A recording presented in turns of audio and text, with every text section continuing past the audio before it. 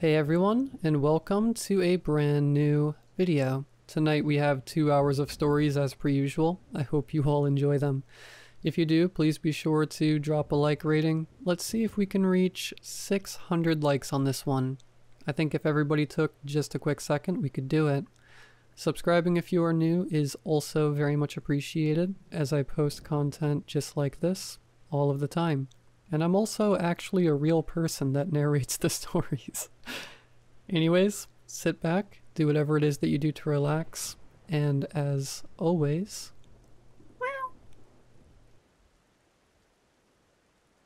I'm a nurse. I tell a lot of stories to curious people who tend to regret asking right after. It's hard to find another job that matches the sheer breadth of human suffering I'm exposed to daily. The human body is an unbelievably beautiful and complex organism that can contort and be contorted in some wildly obscene ways. And I've had my fair share of horrible sights in my time. Wounds fester, gallbladders fill with stones, forks get stuck in eyes. We are precious little things, and the same body that can survive a fall from a plane can die from a stubbed toe. Not that I figured the survivor of the fall particularly wanted to survive at that point.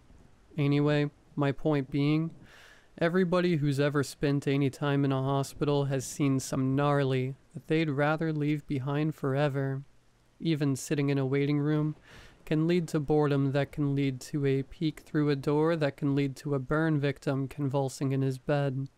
I always hope that the folks who take that home with them develop a new appreciation for life and empathy for their fellow man. Personally, I worked on the floor that said burn victim was treated on, and his moaning made me grind my teeth all night.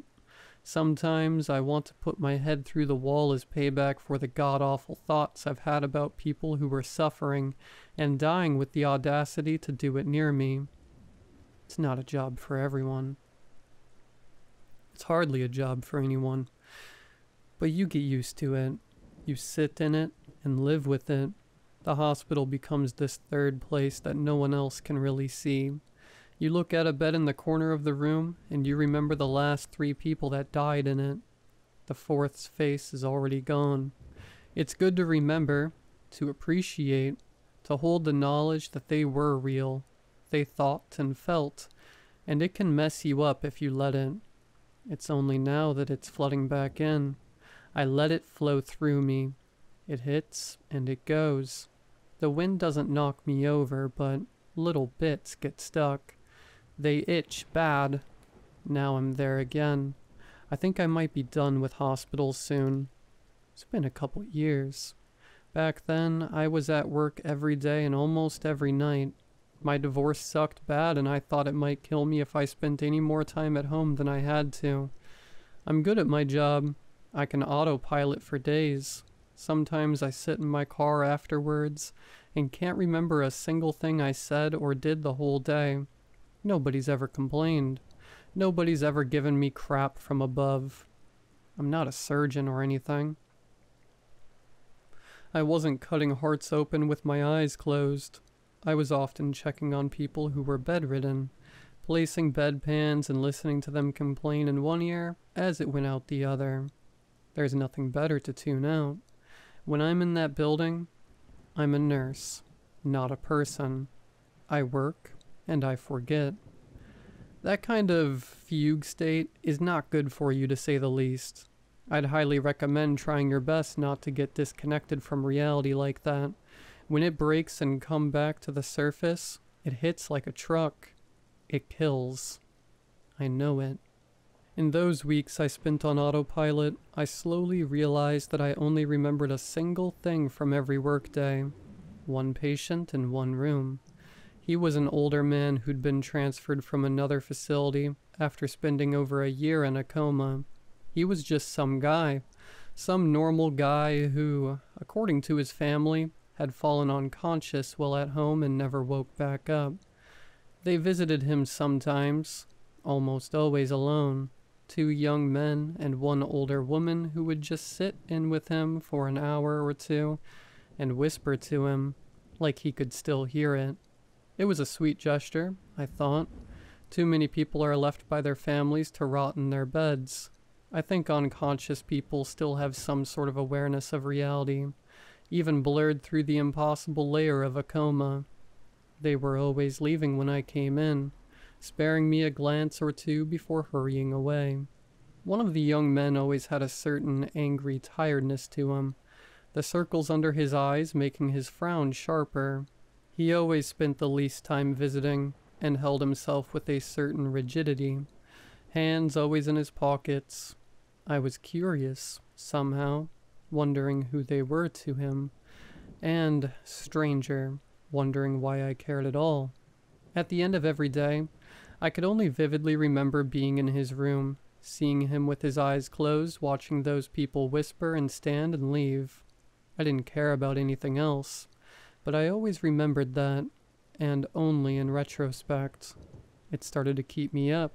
I worried my mind was making choices for me. It was always the same. I'd walk into his room. He was laying there on his back, still, eyes closed.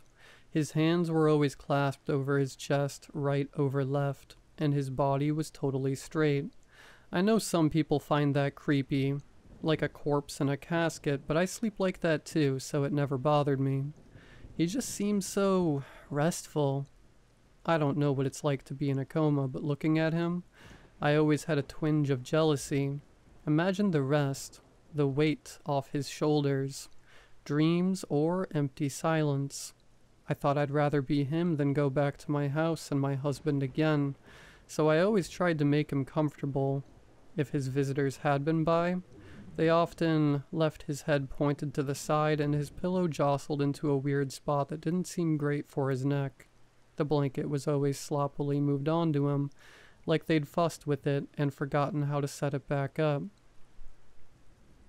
I figured, why judge them for trying their best to make their loved one more comfortable? Who am I to know what he liked? Regardless, I tried my best. I'd readjust him, fix the curtains at the window, clean up his bedside table, and move the hair from his eyes. It always felt like the right thing to do. I always thought that he had a mild little smile on his face, an upturning at the corner of his lips, something slipping through from his dream, or vice versa. Maybe I made him a little happier then. I started to focus harder at work, be present, work with the older patients in my area of the hospital. I slept well. A few months into his stay, I ran into the tired young man on his way out of the room. His hands were out of his pockets for once, and he was clutching them together with a strange tightness. He was grimacing and breathing heavily. I felt my heart jump. I don't know what it was. I decided to bring him flowers, and nearly dropped them as he pushed past me and vanished down the hallway. I had to stop for a moment before I could make myself enter the room. The man in the bed was still there. He was still on his back, and his hands were still clasped together. The blanket was halfway off of him, worse than usual, and I went to fix it when I noticed something I'd never seen before. He was wearing a ring. On his right hand, middle finger, he had what looked like a typical wedding band. I couldn't figure out if it had been there before, if I'd just glossed over it every time, if I was just put off by his visitor's behavior. It's not really permitted for long-term coma patients to have any jewelry or accessory like that. Who'd have let that slip by for this long? It had to have just been put on him. I wondered if the young man had found his wedding ring and snuck it back to him, which struck me as surprisingly sweet. Though I hadn't heard anything about him being married, and none of the visitors identified themselves, or acted anything like a spouse that I could tell. Like I'd know. But there it was, plain and simple on his finger. I went to remove it, and had it halfway up his finger when I second-guessed myself, and let him keep it. I guess it just felt wrong to rob him of it. After all the time he'd spent alone and unconscious, I let him keep it. I think about that a lot. It was the next day when everything started. I came in, fixed him up, and was drawing the curtains when he began to groan. It was a low, long, pitiful kind of noise, like a wounded man bleeding out on the floor, alone. It lasted for so long. I immediately looked for any sign of injury or motion, but he still just lay there, mouth hanging open, groaning. It made me mad. I don't know why. I hate to admit it, but it really made me mad. Something about the sound just got under my skin in the worst way. I wanted to hit him across the face. I held it in. Some of my coworkers came to investigate, immediately complaining of the sound. We all had this vague frustration with the poor man. They moved him to check for injuries despite my insistence that I already had, jostling him roughly as they flipped him over and looked at his back. There was nothing, of course. He stopped groaning after a few minutes, but it was enough to set all of us on edge for the rest of the day. I still fixed him back up in a comfortable position, but there was an undeniable air of unease and frustration in the room. I left him alone. His visitors stopped coming. I never saw any of them ever again. Every day he'd groan and we'd all start to slip. It pushed our buttons until they broke. He was alone in that room and he was suffering, loudly. Sometimes he'd cry or shout, just for a moment as if in fear. The patients near him became even more irritable. They'd push each other, yell from their beds, leave their rooms unauthorized to insult others from the door. We'd curtly get them back into their beds and then leave to argue with our coworkers. The whole place got nasty. I hated it. It was worse than being home. I spent a lot of time in my car. I was late. My supervisor was late. We left people in their rooms for hours. No one died, but there were too many close calls. Too many minor medical emergencies that almost became fatal. People in the waiting rooms would file complaints before their appointments even began. People I trusted and liked were fired, and I was glad to see them gone. The man still slept. I still took it upon myself to make sure he was okay, but I never did it with the care I once had. He started to move. He'd groan. Then he'd roll onto his side or rub his arm with his hand or cover his eyes. He fell out of bed a few times, his skin starting to bruise. Overnight, he'd managed to scratch himself with his fingernails that we'd neglected to cut. He'd have scabs I'd never noticed before. He started to groan less and scream more. He just never shut up. A doctor punched his nurse in the face and knocked him out. A bleeding patient was left waiting for hours. 3 scalpels went missing. I kicked a hole in the wall. The lights seemed darker and they buzzed on and on. It felt louder than my own voice. The hallways always seemed too long.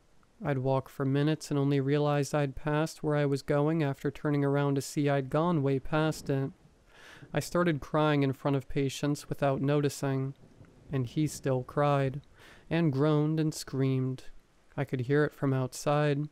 I could hear it when I was asleep.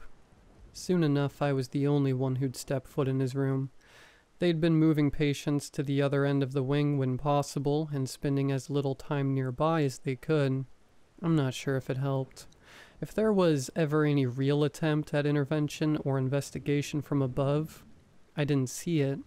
I think the hospital just rotted and we all let it. I still wanted to try, to keep the place afloat, to do the community the service it deserved. So I still went into his room.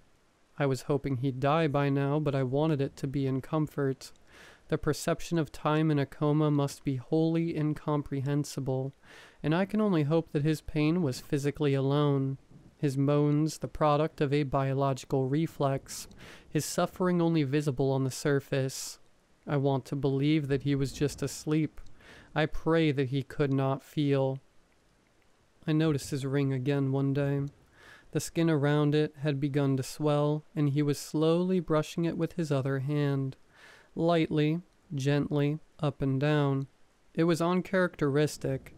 His movements were often jerky, rapid, frightening. His moans whispered out, and his eyes moved lazily under his eyelids. I realized that I was just staring at him. The image of his body, has always been unforgettable, but it struck me more than ever that day. I stood there for a long time before my instincts kicked in, and I had a look at his finger. The ring was still so clean, almost reflective. The skin beside it had begun to turn red, and suddenly, it seemed right to try and remove it. Whoever this signified a relationship to, they clearly had nothing to do with him anymore. Relief is a precious thing, and he deserved the little I could try to give him. I went to remove it. The ring didn't budge. Never before or since have I attempted to do something that failed so immediately as that. It just didn't shift in the slightest when I pulled on it.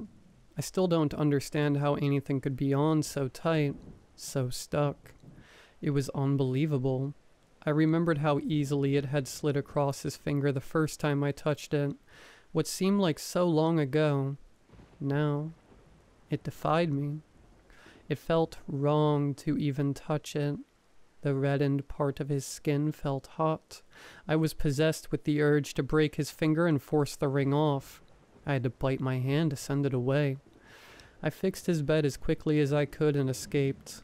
I occasionally gave the ring another pull or two when coming by just to reaffirm that I was feeling reality, that the world was not lying to me. It was just stuck and there was nothing I could do about it that didn't make me feel sick. My divorce proceedings were coming up. I was going to be away from the hospital for a little while. There was a certain sick pull that made it hard to get away, but I told myself repeatedly that it would be good for me. It had to happen. I visited him again on my last night there. He'd stopped making much noise. His vocal cords must have been damaged at this point, and his general demeanor had changed. When I came in, he was arching his back, forehead pressed into his pillow, stomach in the air. His eyes were rolling back, and his mouth just hung open. I could hear him, even still, whispering long and quiet. His hands were still crossed over his chest. I just ran forward and took one in my own hand, and he somehow began to relax his posture and slide back to rest in the bed. It was the most directly he'd ever responded to something I did, and it scared me. I was immediately frozen, his fingers in my hand. He shouldn't have been able to react to anything. I still cannot fathom what kind of awareness he might have had at any point. God, if he was there the whole time, present but trapped. I stayed with him for longer than I should have, half terrified to leave and half moved to comfort him. He still made me so angry sometimes. The false rage that puts holes in walls, but that night I could not find anger in me. I pulled. I breathed past the icy fear, and I pulled on his ring. My fingertips burned from the strain. The arching red marks left on them lasted for days. I grabbed his wrist with my other hand. I pulled. I put my foot against the bed. I pulled. I bit into my lip. My fingers slipped and dropped hard against the floor. My hands were empty. It was pointless. He looked at me. Through his closed eyes, his body laid against the bed, but his head was stuck perpendicular, recessed into the pillow and certainly, obviously bent, twisted, his chin digging into his chest. And he stared. His eyelids couldn't hide that he was looking for something in the dark. The rest of his body was so still. Imagine the urge to right yourself as your neck cramps. Your jaw tightens and you can't even move your fingers. You can't even open your eyes. I coughed and gagged and crawled away in fear. I left him like that and hid outside. The sense of relief was immense at first. Being away from that environment reminded me how I felt in the sunlight. Everything smelled better. I didn't dig my fingernails into my palm. In court, it came back. I couldn't blink without feeling like my eyes would never open again. I listened, I spoke. I looked my husband in the face and left scrapes on the side of my chair. I've never had to explain this before. It's hard to make the hole in my brain feel real. I've never cared about anything that much. I didn't care about my own divorce while it was happening. I wanted to be anything else. I wanted to hurt myself. Nothing bad even happened. No one said anything, did anything. I just wanted to bite a chunk from my own arm every minute. Something wormed in there and made me sick. I threw up on the carpet before God and everyone. I was very nearly hospitalized. I was just so afraid that something was going to happen. Something is always about to happen. It worked out. I'm single again. My ex-husband got a lot of things in the split. It's not the worst time anyone has had in the courtroom. Everything real seems so small. I hit my head against the wall a few times and went back to work. The lights weren't on when I pulled into the parking lot outside the hospital. It was already late. The rest of the building was lit up as usual, but my wing was dark.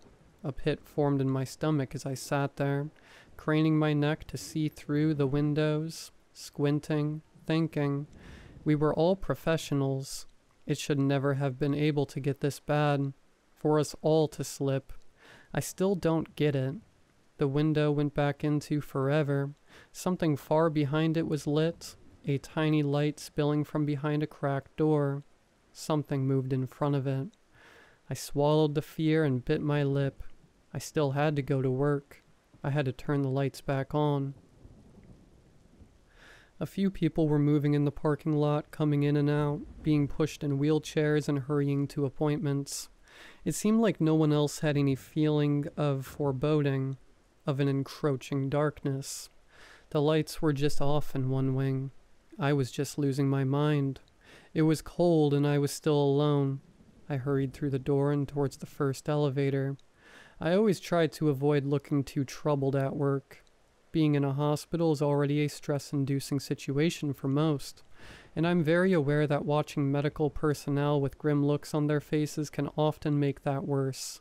It's one of the reasons why I had been so frustrated with the recent state of the place. When we were all on edge, so were the patients, and I'll always hate that they suffered for our problems. Saying that, I know that when I walked through that lobby, I looked like hell. The people waiting nearby later cited seeing me as their first indication that something terrible had happened. How they hadn't noticed anything before, I can't tell.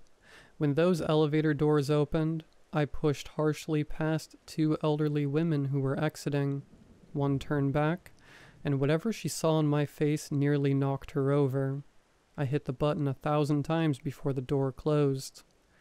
The elevator crawled upwards and I stood, clenching my fists, centering. The fog in my head was too strong. I lost track of too much then. I'd been in this elevator hundreds of times before. I'd left my mind empty as I autopiloted into work. I'd never noticed how quiet it was. Everything slipped through the cracks and into the shaft. My heartbeat was loudest. I went up. A distant sound descended upon me, constant, so high-pitched I barely noticed it, growing in strength with every inch I went up. It was no human voice, no pain moans, no cries of fear. It was artificial, electronic, long and piercing and high, overwhelming. It pressed me into the floor of the elevator, and it grew. There were more behind it, pushing through, together, harmonizing. Something on my floor was singing. In my head, in my head. I put my palms on the doors and felt the cold. The doors opened and the song broke. The metal slipped from under my hands and I toppled out into the noise, into the darkness of my workplace. The melody was gone. Now it was only sharp. It pierced me as I crawled out of the elevator, and only then, only when I looked up and around, did I realize what I'd been hearing. The heart monitors. The heart monitors in every room were screaming in the dark. Almost everyone in a bed on this floor had stopped breathing. Their hearts had stopped pumping. Well, I wasn't there. The one time that I wasn't there, they wouldn't let me forget. Not while their monitors could scream. It was still dark. I pulled myself up by the receptionist counter and looked with the lights of the equipment and the little moonlight coming through the windows. and there was something in my head. The corners of my mind were folding in before I could take anything in. My hands were slipping. My eyes were drifting, closing. I took a pen from the desk and stabbed myself in my upper thigh. It broke the spell for a brief moment, long enough for me to stay on my feet and look around, glancing over a floor covered in strewn papers, pencils, medical utensils, shattered potted plants, glimmering pieces of broken glass. A leg. Someone was there, face against the ground. I stabbed myself again. Something hot ran down my leg. I looked behind the counter I balanced on. Someone was there, too. And someone else. As my eyes adjusted, it seemed like everyone here had fallen wherever they were standing, during whatever they were doing, and it had been something. Some had put their hands on each other. There were scalpels and scissors scattered near them. I couldn't look over the noise. They were breathing. Some cut through the incessant noise of the heart monitors with heaving, convulsing moans, gasping, crying for air. But they breathed. They were alive. Alive and in pain. Alive and unconscious. Suffering with their eyes closed. Dreaming. My knees started to buckle. I stabbed myself again. Again. My eyes began to shut. I dug it in and twisted. I walked while I could still feel my sock turn soggy, hurting while I could still move to do something about it. I passed by doors softly swinging and saw briefly, feet under covers, hands dangling limp, eyes shut tight and mouths hanging open. Every one of our patients here had died in their beds while I was gone. The pen broke in my thigh. I replaced it with the sharp end of my fingernail and pushed around the corner. In the back, past the sticky heat in my hand, was his room. He'd still be there, like everyone else. I couldn't pick out his heart monitor among the rest. There was little reasoning to be had with the weight bearing down on me. I stopped thinking and kept walking. Thoughts and feelings can be difficult to recall when in the wake of something terrible. I was there. I remember what I saw, what I touched, but something in that hospital sits just out of sight. There's something watching from around those darkened corners that I don't remember how to see. It wanted me to close my eyes and collapse. It begged me to, and my only answer was in the tip of my finger. I don't know what would have happened if I'd let it put me to sleep. I think I came in too late for it to sink in like it did for everyone else. I think the scars on my leg are worth a lot. I groped further down the hall, stumbling past fallen bodies with one finger in my ear and the other in my leg. His room was just ahead of me now. It smelled like blood. It mixed with the copper stench of my dripping leg, and I ran the last few steps to the room. I hit the door and slipped. It was blood, pooling and crumpling my back against the slick tile as I landed. My head snapped up, and there he was. He was harrowing. The moonlight bathed him, and I saw he was again arched above his bed, his back achingly curled, almost perfectly still. His teeth brushed his pillow as his spit pooled, his mouth distending in silent pain, and his arm was moving. It trembled forward, shaking, leading up to his hand. There it glowed, split, flopping from the tip of his middle finger, where the remnant flaps of his skin, glistening with strands of red between them. Under them the fingers of his other hand, their own skin beginning to split as he pushed, ever pushed the ring, that ring, of course, up and out, through the skin, twisting, tearing the skin, anything to push it up and off, finally off. He moved and he bled profusely, unbearably, but he moved in his unconsciousness to make something happen, to fight back. I ran my hands over the bloody floor as he slowly pushed, decoupling the skin from flesh, working it forward and through. The ring was bright as it carved. There must be something. There must have been something that I couldn't see about the ring, something I couldn't understand. It bit at me and lunged against his soaking bed, throwing him against the wall, undoing his petrified arch, snapping his body limp as I wrestled with his gushing hand. The ring was dangling now, a centimeter of flesh and bone remaining in contact with it, sticking to the pink flaps of flesh now dropping over the tip. I gave it the extra pull. I tore away the skin and took my teeth to it. I tasted sickly metal, and only then did it come loose. The sudden release put me on my back again, and I writhed with the seconds of thought I had left. I twisted the scraps of flesh between my teeth. The weight pressed in again so strong, and I watched the ring spin red against the tile as I left. At last. I know his eyes never opened. I was so afraid of what I would see when mine closed. I guess my worst thing isn't much in the end. Anyone who spends enough time in a hospital has seen flesh tear and blood spill. Really, it was him. It was what he saw.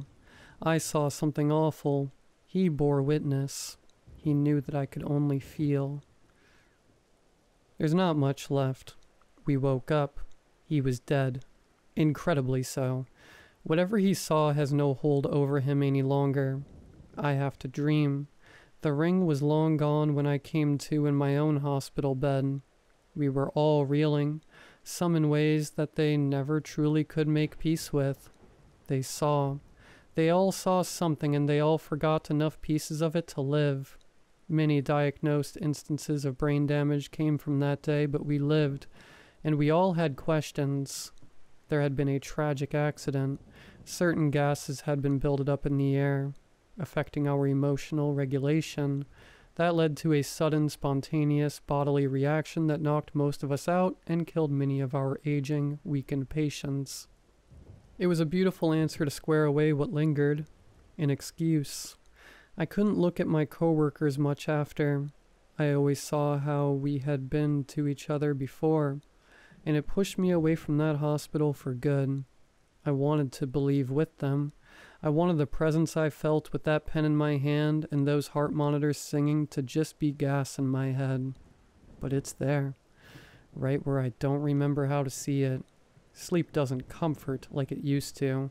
Now, when I begin to dream, I dig into my leg until I wake, and then I wonder if it'll be back when I close my eyes, if a stranger will visit me while I sleep, if I'll ever wake to feel something tight and warm on my finger, if I'll ever wake at all.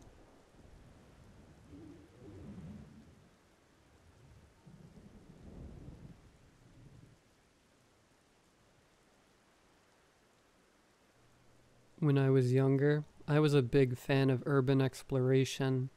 My best friend at the time was too, and she knew all the best spots and all the rules for safe exploring. Some of the rules were pretty obvious. Wear tennis shoes and tall socks. Wear something you can move quickly and freely in. Take a flashlight and a bottle of water. Some of the rules were more subtle.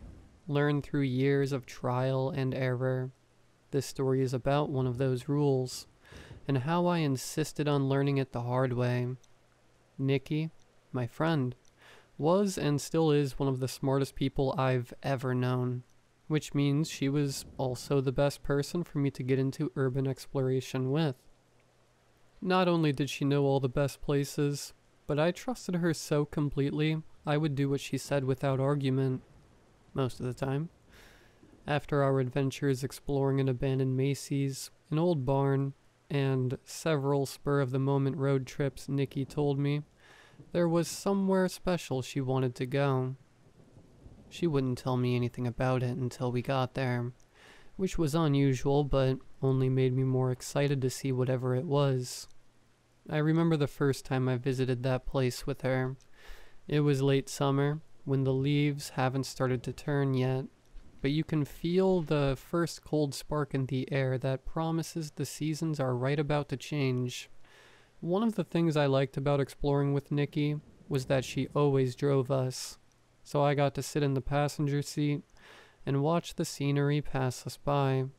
That day we drove out into the hills on the outskirts of town, passing neighborhoods, then houses, then fields with the occasional house, then nothing but trees, fields, and hills. I memorized the route we took, some part of me knowing already that I would want to return to this place. I wish I wasn't so good at memorizing directions. We had stopped for coffee before making our way out of town, and we laughed and sang loudly to the music on the radio as she drove. After a long time, Nikki pulled the car off to the side of the road, parked in an area that had no discernible markers as far as I could tell, and said with a grin, "We're here." I stepped out of the car and breathed in deeply, savoring the scent of tall grass, old growth trees, and rotting wood. I looked around at the tall pines and lovely aspens, then smiled at Nikki. I said, "All right, I'm not sure this one qualifies as urban exploration, but it's a nice spot." Nikki smirked and tossed her long, curly brown hair over her shoulder. "I guess it's not urban, no, but you're really going to like this." I followed her as we walked through the woods. There was no path, and I wasn't entirely sure there ever had been. It looked and felt like no one had been out here except for us. I had a brief moment of fear, remembering all those stories about people snapping and sacrificing their friends or classmates to Slender Man, then shook it off. After a few minutes of hiking over dead trees, through tall grass, and past strange detritus, I'm pretty sure I saw an old wagon completely overgrown with weeds at one point. I saw a structure not too far from us, partly obscured by the trees. Nikki pointed to the structure and said, "There it is." Just past a small river, hidden in the line of trees, was a miniature version of an old Victorian house. At one point in time it had been painted pink and blue. The trim around the windows had probably been white, and my inner child fell in love with it instantly. In a hushed, almost reverent tone I asked, "What is it?"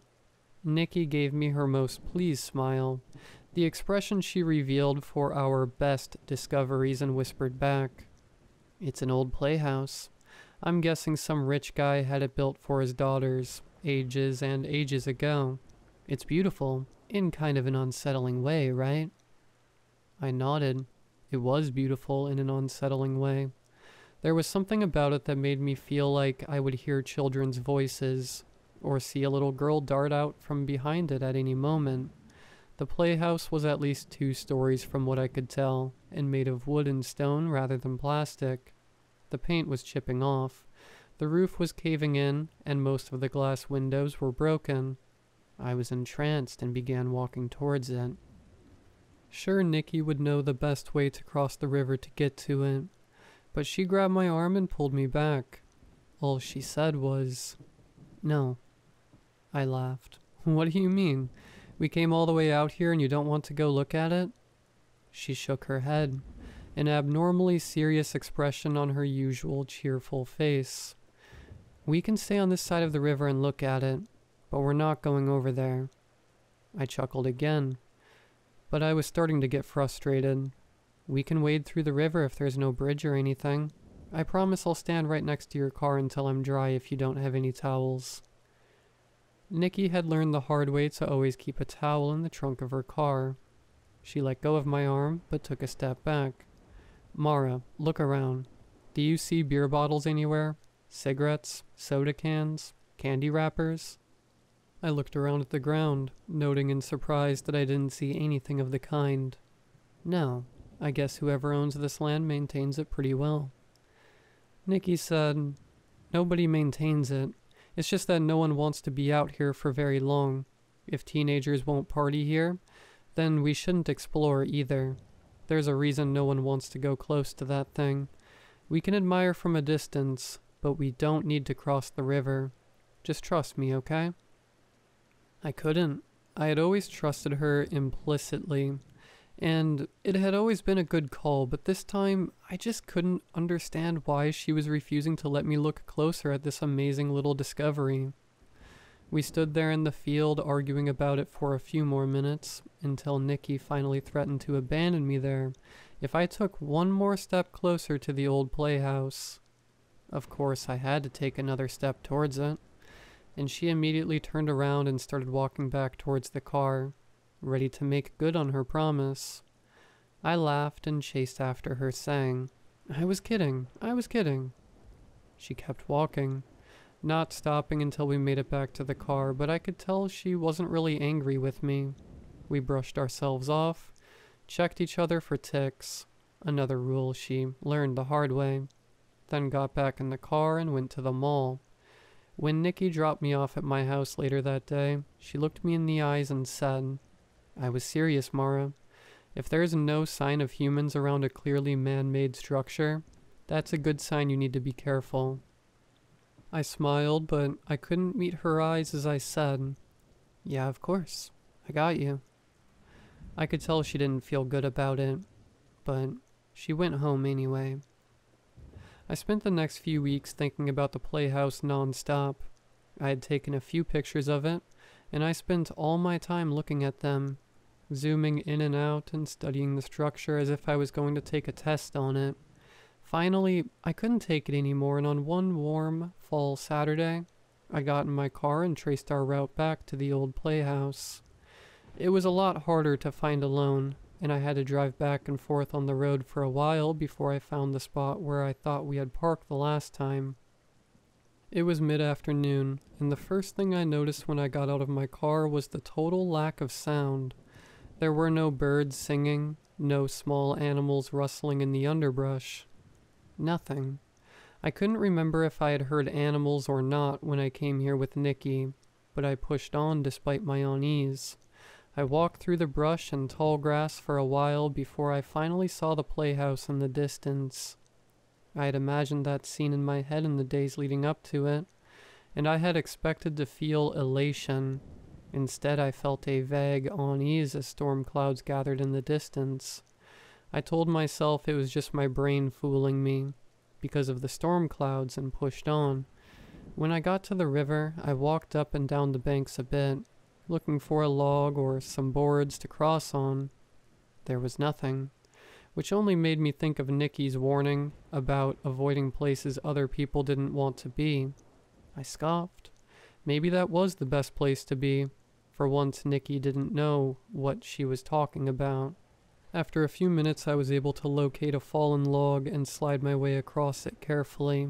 I almost tripped at one point and felt my heart rate increase dreadfully despite how shallow the water below was. I told myself it was just because I didn't want to get in my car wet, or bother with washing the car towel Nikki had insisted I get, but something in my head screamed for me to turn back. When I stood in front of the playhouse, it all felt worth it. Despite the peeling paint, chipping wood, and cracked glass, there was an odd and distinct beauty to the old place. It reminded me of a dollhouse I'd had as a kid. I stood there in the woods for a long time just admiring it, before I got up the courage to go closer. I snapped a picture and sent it to Nikki, but there was no cell service. When I finally entered the structure, the first thing I noticed was the simple wooden floor, and how clean it was aside from some dirt and grass and a few small piles of leaves. That may not sound very clean, but if you've been in a lot of abandoned structures, you'll know what I mean. That's not just unusual, it's bizarre. I glanced up and saw that there was a small hatch in the ceiling and a simple rope ladder hanging down. The rope had frayed in the middle on one side, and slightly higher up on the other, so it was cut and dangling. I put one hand on it and tugged, then decided it wasn't sturdy enough to support my body weight. Part of me was kind of proud of myself. Even though I hadn't listened to Nikki when she asked me not to explore this place, I was still using her safety lessons. I figured if this went well, I could try and convince her to come back with me so she could see the place for herself. I snapped more pictures from the inside, the walls, the ceiling, the broken windows. After a moment, I noticed something in the pile of leaves and walked closer to investigate. It was a child's teacup set, perfectly intact and made from porcelain.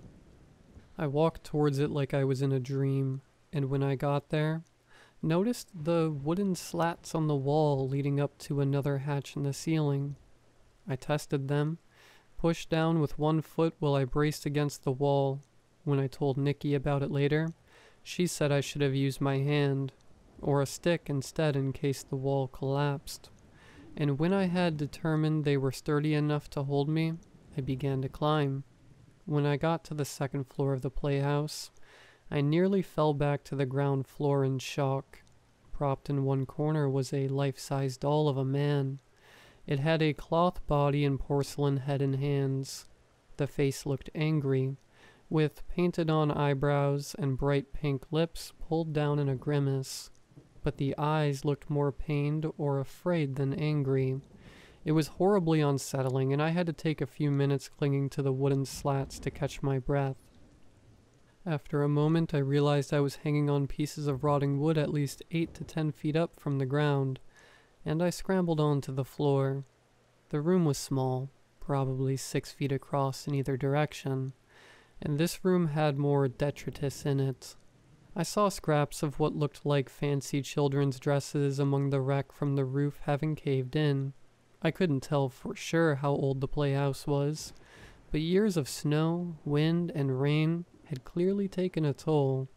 There were boards and shingles all over the floor, and when I glanced up at the ceiling, I could see only a few structural beams, and only trees and sky beyond that. I looked back down at the floor and felt a little snake of worry wiggling in my stomach. If teenagers won't party here, then we shouldn't explore either. I shoved down my worry and kicked out at the crumbling wood beams on the floor, wanting to move them so I could see what was underneath. The smiling face of a little girl looked back at me from under the rubble, and I screamed, stumbling backwards and landing in the lap of the life-size doll. It wrapped its arms around me, and I screamed even harder, then burst into tears of relief when I realized the arms had just fallen on me. I crawled away from the doll and laid on the floor for a moment, alternating between laughing and crying until I felt something touch my ankle. It was a soft touch, so gentle I told myself I could pretend it didn't happen, but my stupid head turned of its own volition, looking down at my foot almost accusingly. A tiny, soft hand rested gently on my ankle, and I allowed my eyes to follow the hand up to the wrist, to the elbow, to the shoulder, and then to the tiny smiling face. I stared at it in horror, trying to process what I was seeing. There in the rubble was a little girl. She was the size of a very small child, and her skin was shiny and white like porcelain, but moved like regular skin. Her hair was pitch black, and her eyes were a shiny, happy blue. She stroked my ankle gently and asked, "Do you want to be my friend?" I don't know any other way to say this, but her voice was like porcelain too, delicate, bright, and oddly ethereal. I jerked my ankle away and crawled backwards like a crab, trying to put some distance between us. As soon as I did, her face fell, and for a moment I felt like the world's biggest monster. I said, I just want to go. I'm sorry. I shouldn't be here." Big tears welled up in her eyes as she said, "You don't want to play with me?" I was at a loss. On one hand, a little girl just crawled out of the rubble of a broken-down old playhouse in the middle of nowhere and was stroking my ankle like a creepy guy at a bar. On the other hand, apparently all she wanted was someone to play with, and I felt like kind of a massive jerk saying no to such a sweet request. I also felt like a massive fool for feeling bad instead of running away. I edged backwards again, and she asked, "Are you scared of me?" She slowly started crawling out of the rubble, revealing an equally doll-like body and strangely pristine pink, white, and blue dress. Instead of crawling towards me, she pulled herself up and walked over to the life-size doll on the floor. She pressed her hand to its cheek lovingly, and the doll's eyes flew open, revealing the real human eyes under the painted porcelain-looking ones. I screamed, and the doll opened its porcelain mouth as if to scream too, but the girl ripped her hand away, and the face went back to a painted porcelain mask. She said, "Daddy was always scared of me too." That was more than I could handle, and I threw myself down the open shaft with the rope ladder, giving myself some nasty rope burn as I used it to try and break my fall. I stumbled, fell, and heard a tiny porcelain voice say, "Don't run away. I'll have to make my daddy chase you." I decided to take that bet and sprinted out the door and through the shallow water, not stopping until I got back to my car. I fumbled the keys once, twice, before managing to get them in the door to unlock it, already sobbing in terror and relief as I slid in and locked the door behind me. I looked up to see a little girl holding the hand of the life-size doll, its head rolling limply on its shoulders, and I threw the car in reverse and backed out onto the road. I made it all the way home before I realized my cell was missing. It must have fallen out of my pocket when I ran away from the house. It was only a few hours before Nikki showed up at my house, looking pale and angry. She hugged me tightly and said, "What the hell, Mara? You went back without me?" I burst into tears all over again, and had to pull myself together to explain what had happened. When I was done, she said, "I don't think I'd be able to believe that story if you didn't look so scared right now. Did you take anything before you went out there?" I shook my head. "I was stone cold sober, Nick." She nodded vaguely. Just as her phone buzzed, she held it up to show that the message had come from my old number, the phone I had lost in the woods. I watched as she opened it up and showed me a picture of my car driving away from the playhouse.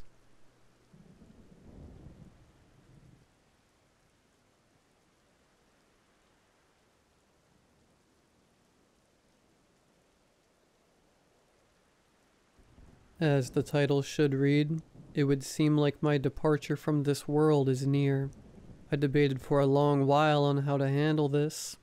I am filled with the normal sorts of fears and concerns about dying.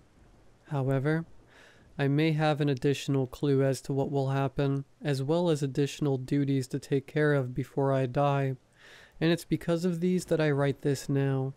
Simply put, I have a thing in my basement that won't die and cannot be left alone, and I'm afraid what will happen after I pass. What will it do? And how long until it escapes? Now I know this may all sound like the last thoughts of a demented dying man, to which I would say I am dying, but I am completely sound of mind. It may help to go back to when I first confronted the thing.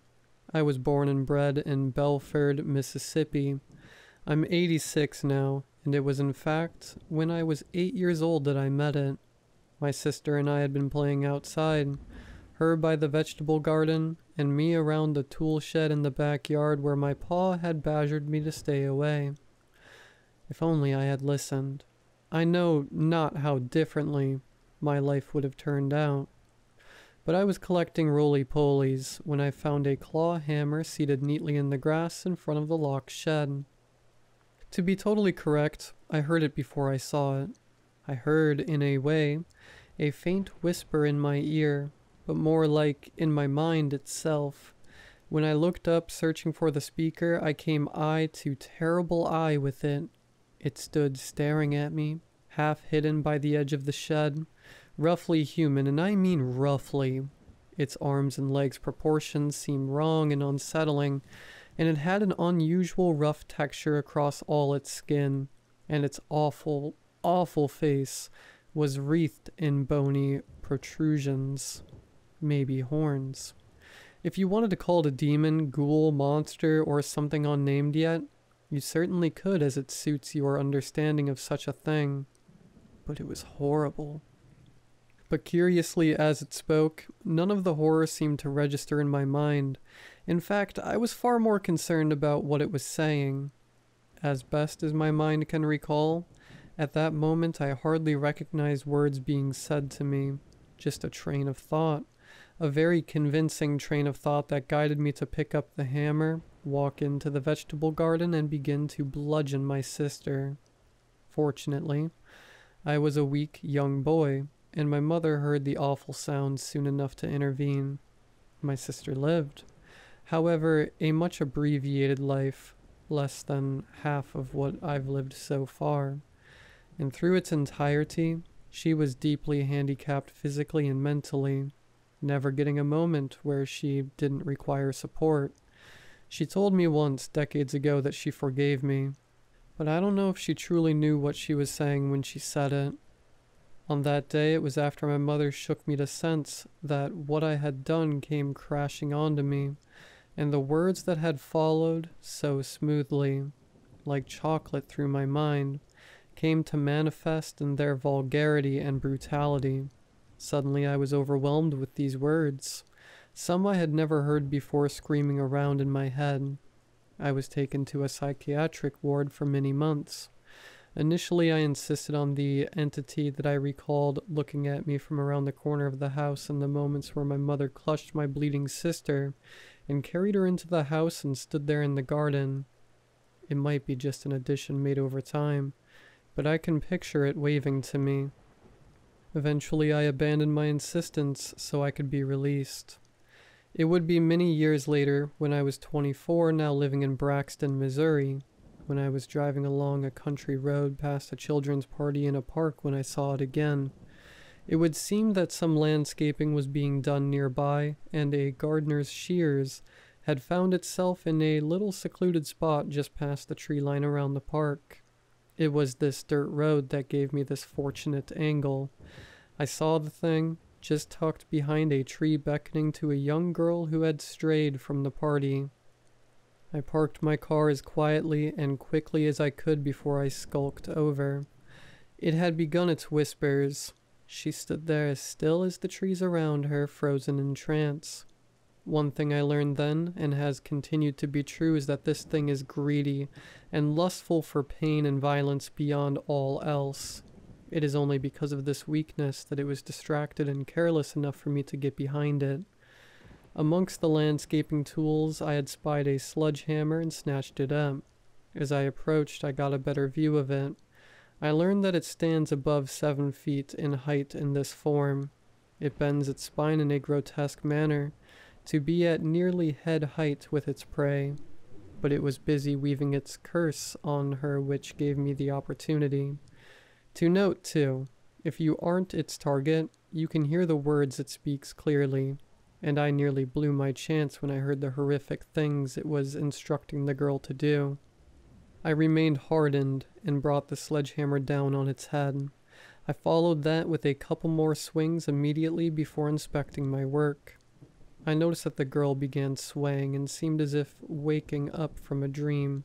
So to spare her, I was able to pivot out of sight behind the trees, and with the creature lying on the ground when she woke, she seemed to only wonder why she was so far away from the party, and as Cake was called, she seemed to forget the episode completely and ran off. As soon as I judged she was out of earshot, I looked back down at my foe and caught it as it finished turning its head to face me. Its eyes met mine once again. I swung down on it again and again, only stopping when I was exhausted, having quickly sweat through my clothes in that Missouri heat.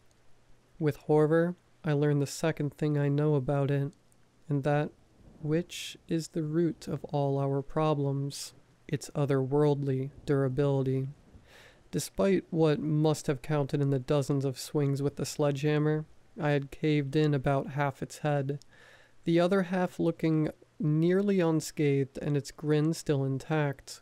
From then I knew my problems would not be solved so easily. I lugged that heavy monstrosity into my car and took it home. When I had arrived, the damage was about half healed. Its skull seemed to reinflate and push more to its exterior back into place. I went at it again with the sledgehammer, having exhausted myself and only reaching barely more damage than before. But I got it into my house and into my basement. The basement it remains in today. at this very moment. That many years later. Since then I learned how to be more efficient and careful. A huge step was switching to a heavy, splitting maul. Tools with a more focused spot of impact to do more damage than purely blunt bludgeoning. It takes it longer to heal. Additionally, on the other end, blades also do little damage. A thin stab or cut heals basically the fastest, and even a resilient blade blunts far too quickly on its flesh to be helpful. The key is separation. Splitting the skull seems to do the most damage, and take it the longest to heal. Restraint is another crucial part. I procured one of those old-fashioned heavy metal dental chairs. This one had thick metal arms connected to it. It's bound to that chair now with clamps, handcuffs, and soldered metal bands. The next thing you need to know about it is it's immensely strong. I had scars on my face, arms, and chest when one of its arms got loose. It had a genuine police handcuff attached to its right arm, and it simply pulled against it and snapped the chain like a rubber band. This also leads to the next lesson. It's extremely smart, too. It had the opportunity to break the handcuff on that hand for maybe hours, but it waited until I was within arm's reach to make its move. It tore at me and wounded me badly, before I was able to strike it down with the maul. Restraint and damage. That is the name of the game. Overall, it's a schedule of checking its restraints and dealing enough damage to keep it healing continuously. You never want it to be healed enough that it's capable of thinking clearly or talking. Every day you must split its skull. It's by far the most efficient way. I do it at 8 in the morning and evening. I used to do it 3 times a day, including immediately before and after I slept up to 8 hours at night. Back then I set 3 alarms for each session to make sure. After a while, the schedule became more familiar to me than speaking. It's additionally difficult because it can heal at different speeds. I'm still unsure if this is by its own control or not, so it's key to damage it regularly.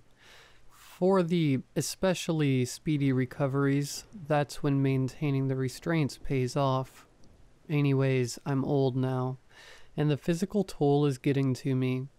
Years ago, I sprained my back swinging the maul. I fell to the ground in pain, and while its skull was still split and it remained inert, I swear I heard a giggle as I grunted and wept in agony. I fear that it may be aware and cognitive way earlier in its healing than it portrays. After that, I rigged the pulley system, where you turn a crank to raise the maul head, now with a heavy iron weight welded to the back of it. When it's at its apex, you pull a small cord attached to it, and it falls straight down onto its head. I won't waste too much time describing it. I'm sure you'll find it very intuitive to set up. And yes, I have tried to kill it for good. There simply isn't a way. If you can find a way, my spirit will rest easier, because I am aware of none. To start with the obvious, physical damage doesn't have lasting effects. It's never been fed or given water, but clearly that has not weakened it. I've also burned it, which truly does nothing whatsoever, and it just laughed at me. I've looked at the faiths and thrown holy water and touched it with every holy symbol I could get my hands on, and nothing has any effect on it at all. Hand saws are useless. I've used power saws, but they struggle to get through an inch of flesh before its teeth are filed down to nubs, and a new blade is needed. Acids, bases, poisons, and toxic gases are useless.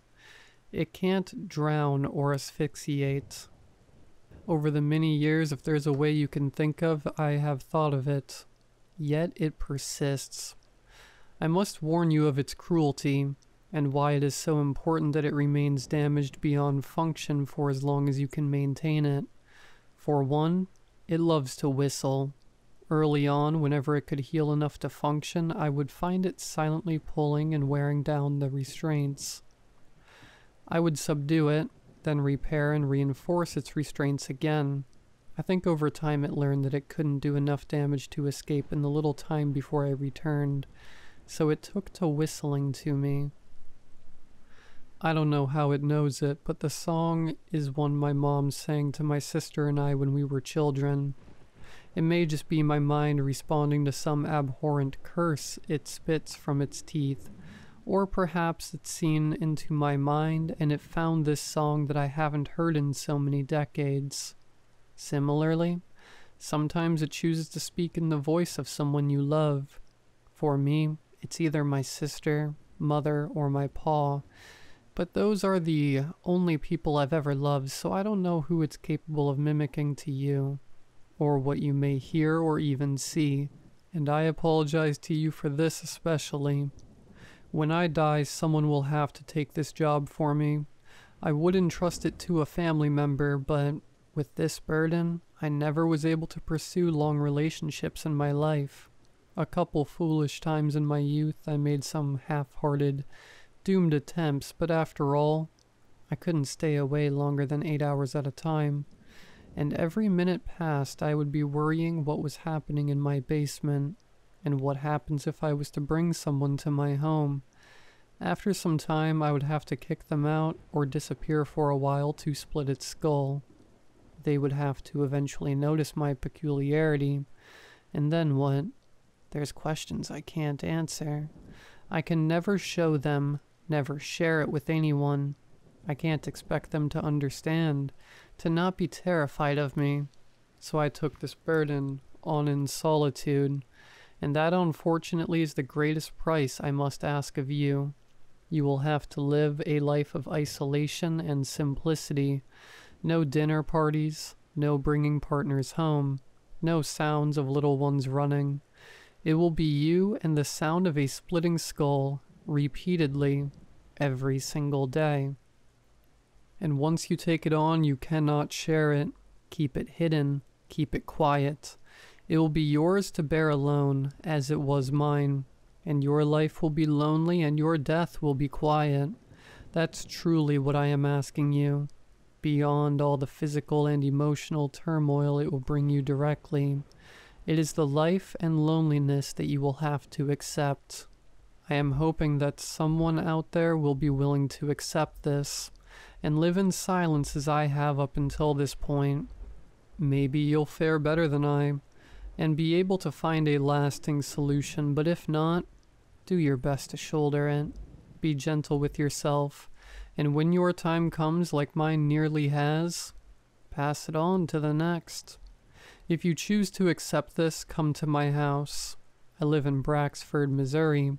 Come here and ask any old feller for directions to the Debson house, behind the old grain mill. If I am still alive, I will greet you and show you everything and prepare the handoff for when I die. If I am already dead, the spare key is under the mat. There will be a sticky note on my computer with my login information. When you have accepted this responsibility, sign on to this account and delete this story so no more have to know than necessary. If this story is still up, then the job is still open. Just hopefully I'm not dead for too long before someone takes the torch. If I am, and it has regenerated and succeeded in its attempt to escape, then pray for everyone.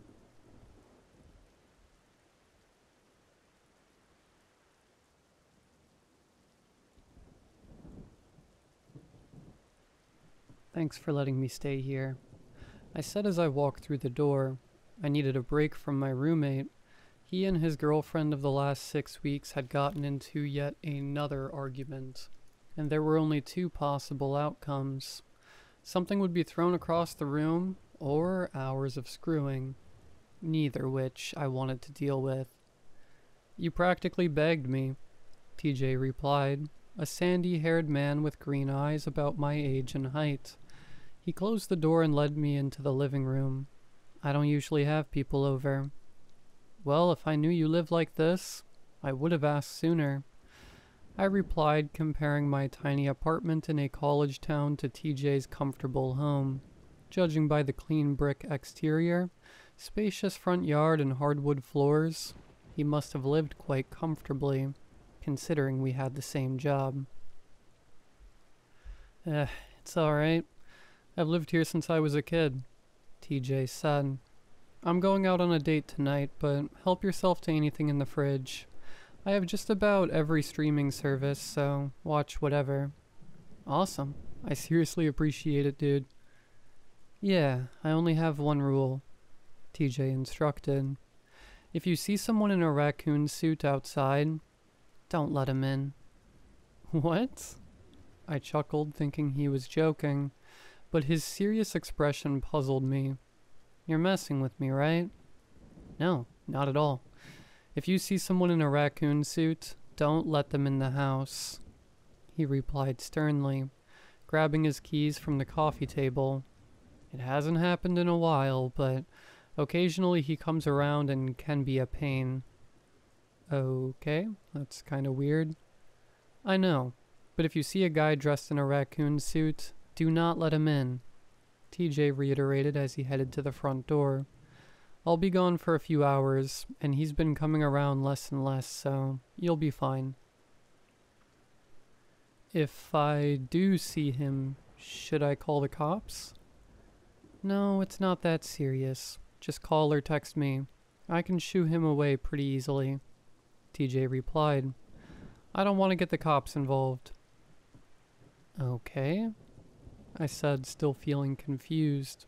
He had to be joking with me, as he gave me a gentle wave and walked out the door, locking it behind him. I looked out the window to see him pull away. It was starting to get dark, as I turned around and settled myself into a nice, plush couch. It was nearly 2 hours since TJ had left.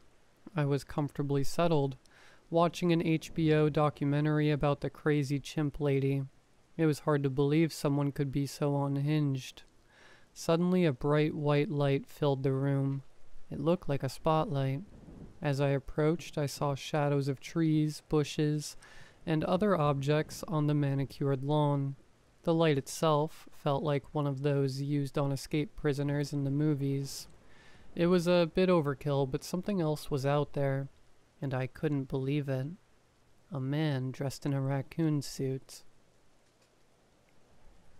The light highlighted the stains, tears, and haggard look of his bodysuit. The head was worse. One ear dangled. The mouth part was covered in various colors. It looked as if the suit had never been washed, or for that matter, taken off. What is this? I said as its head turned towards me. It waved childishly before walking towards the house. I backed away from the window, my mouth agape. Knock, knock, knock. I stood in the living room, peering down the hall to the foyer. I saw the ragged ear from the small window of the door. It knocked again, more forcefully. Hello?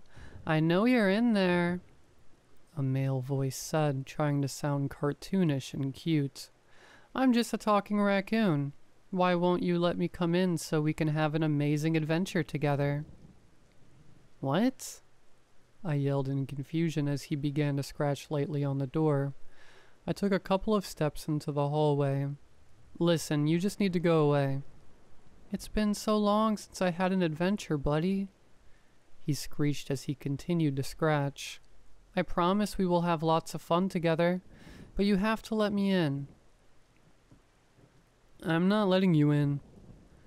Don't you want to have lots of fun? Hell no, I screamed. TJ said not to let you in. TJ, he said, overemphasizing the name as he began pawing at the window.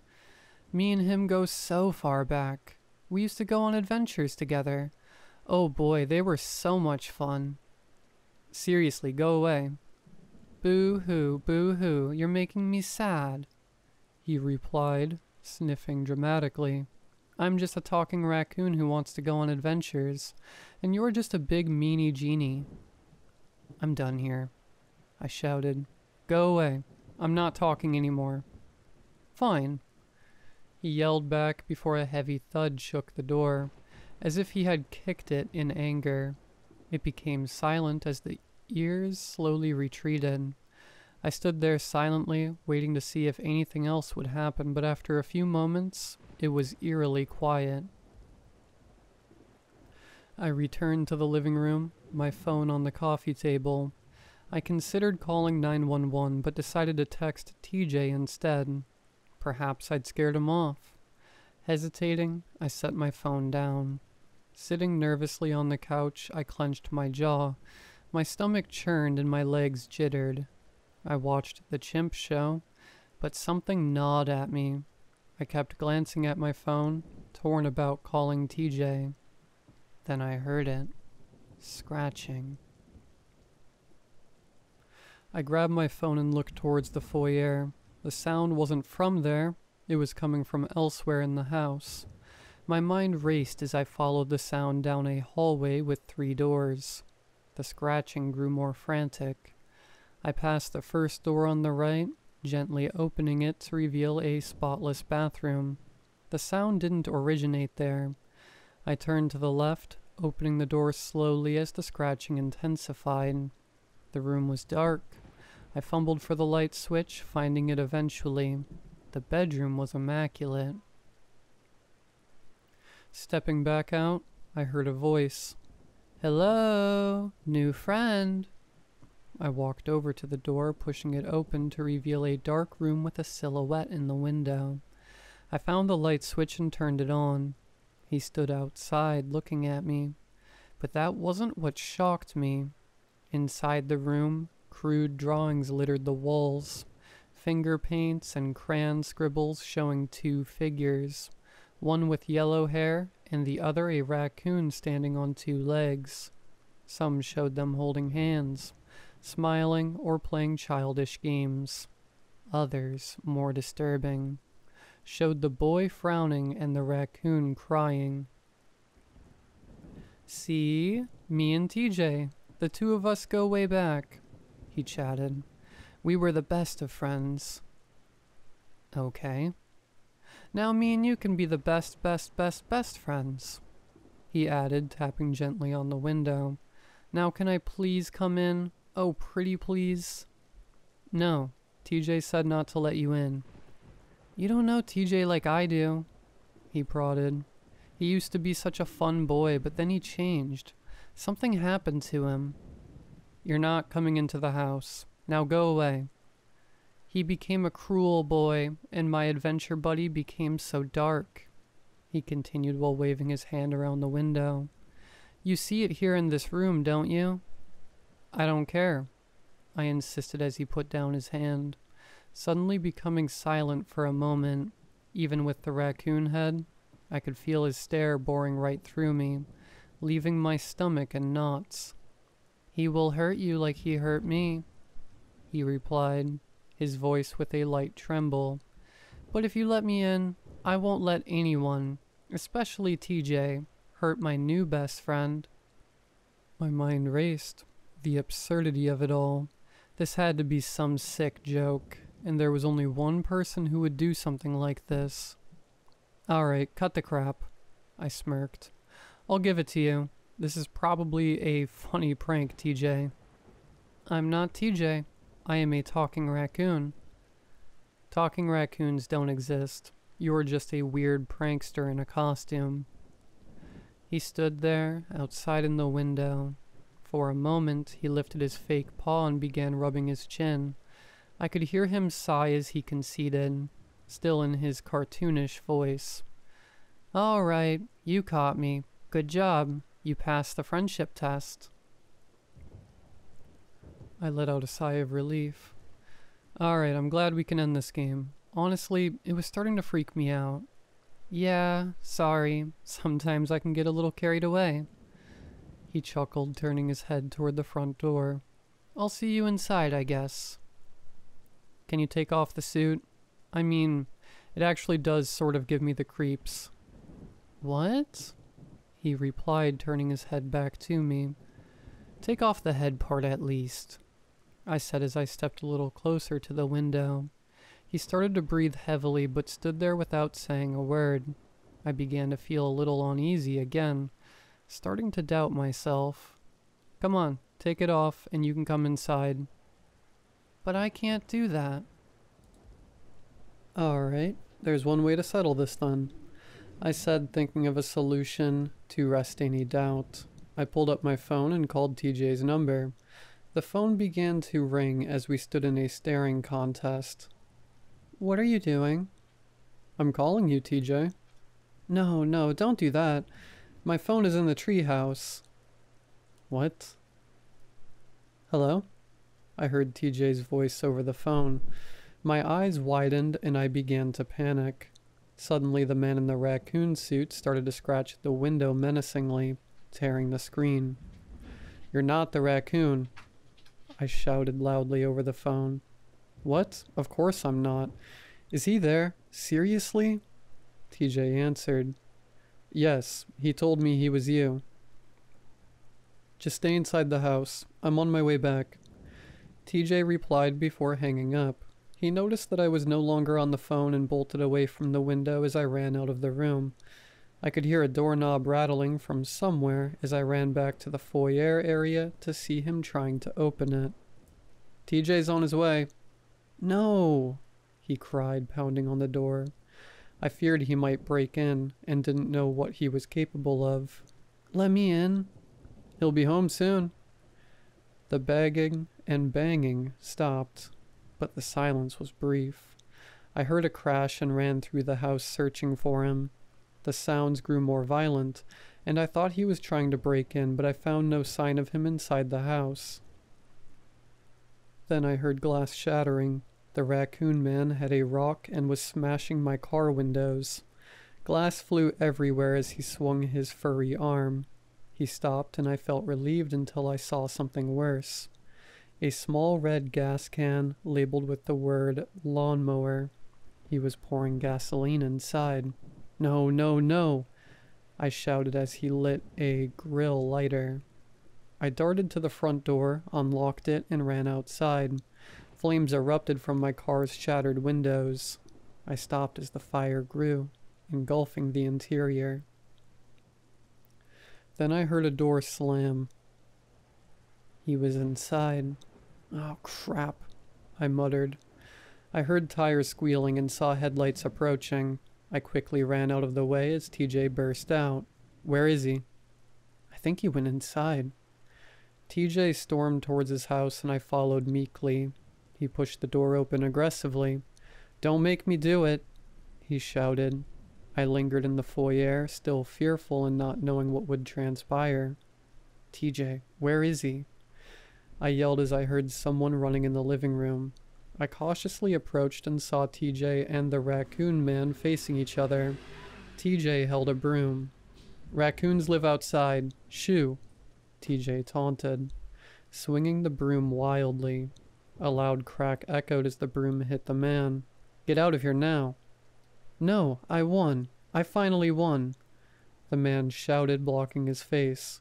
I won. You can't shoo me anymore. I told you raccoons live outside, TJ insisted, hitting him again. TJ, I'm calling the cops, I barked, pulling out my phone. But then I saw him dive at TJ, tackling him to the ground. They rolled around, knocking over the coffee table. The raccoon costume's head came off. He looked like TJ, except his hair was long and tangled, with a beard, his skin covered in dried mud, and God knows what else, and his eyes wide with frenzy. I won. It's been 5 years, he snarled. He stood up, holding the broken broom handle. Now it's your turn to be the raccoon and live outside. I watched as he shoved the raccoon head onto TJ. I wasn't sure if I should call the cops. I walked outside and looked at my burning car, wondering how I was going to get home.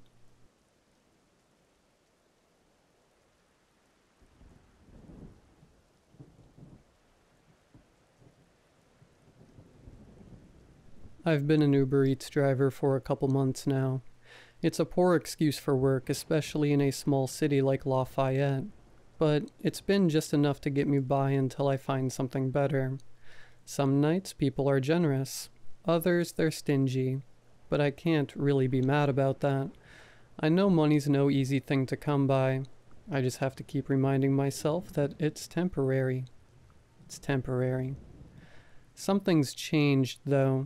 I can't blame anyone for not believing me, but I have to tell someone about this. Maybe if the word gets out, it'll reach somebody who knows what I'm dealing with. Maybe they can tell me how much time I have left. Whatever this is, it's far beyond me.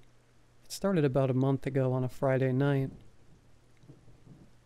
It was slower than most Fridays. Usually I can rely on the weekend bringing in the money, but I only got a few trips worth taking that night.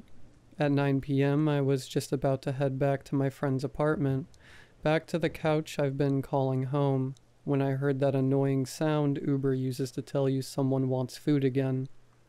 Guess I forgot to go offline. I opened the app, reflexively moved my thumb to decline the trip, but then I saw the estimated fare, $78.47. I was in disbelief. I had never seen a fare that high before, not even close. I figured it had to be a cruel job. Sometimes customers will tease you with big tips to incentivize you to cancel any other orders and get them their food faster, only to reduce the tip at the last minute. My thumb started moving again towards that little X, but I hesitated. I couldn't bring myself to refuse it. Maybe I was desperate to make that night worthwhile. Maybe such an unorthodox fare demanded my attention. Either way, I was running out of time to take the offer. Unable to think it over any longer before it disappeared, I accepted. The trip was short and easy. I was lucky enough to already be on the east side of town, and the pickup spot was only 4 minutes away. I walked in, waited in line, went through the same steps that have become a near nightly routine, walked up to the counter and said, "I've got an Uber Eats order for Bailey J." At the sound of that name, the cashier's face immediately went sour. They looked at me like I had offended them just by walking in, like I'd ruined their whole day with that one sentence. After a few seconds of no response, I tried to cut through the tension that had suddenly crept over me, asking, "Do you need to see the—" They cut me off sharply. No, we don't." One of the cashiers turned around, grabbed 3 big carry-out bags and simply said, "Here." That one word dripped with so much spite, as if they wanted whatever was in those bags out of their store as soon as possible. I left in a hurry, and had no idea why they were so upset until I got back in my car and took a closer look at the order. This person, Bailey J., had ordered 30 burgers, all with no bread, no cheese, nothing but the meat. Maybe this seems like an overreaction to you, but people don't do stuff like this. They're predictable. They get the meal, a side, and a milkshake. 4 drinks with no food maybe. Not 10 pounds of nothing but ground beef. So this really had me freaked out. I thought about canceling the order right there. I hadn't verified the pickup yet, so I could have done so without any real issue. What time I didn't have to think this over earlier caught back up to me, as my mind started to race with the worst possibilities. What if this is some sicko using the app to lure me to his place with the money, only for me to end up missing? What if I was murdered or kidnapped? What if the burgers were just an appetizer and I was the main course?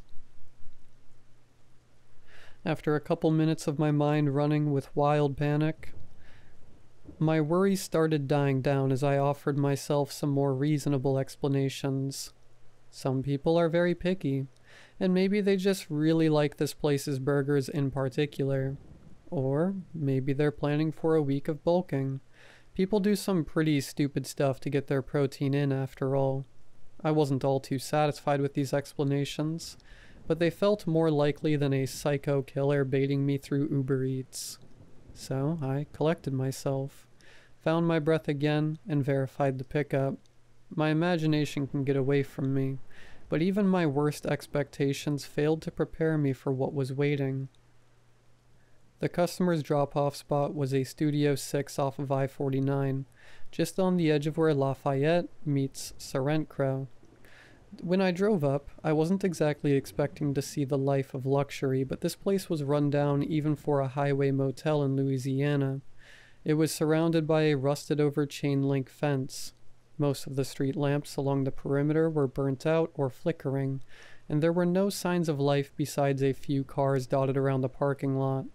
I was filled with further doubts as I noticed many of them were broken into and missing tires, and there wasn't a single soul around to comfort my growing suspicion that something was very wrong here.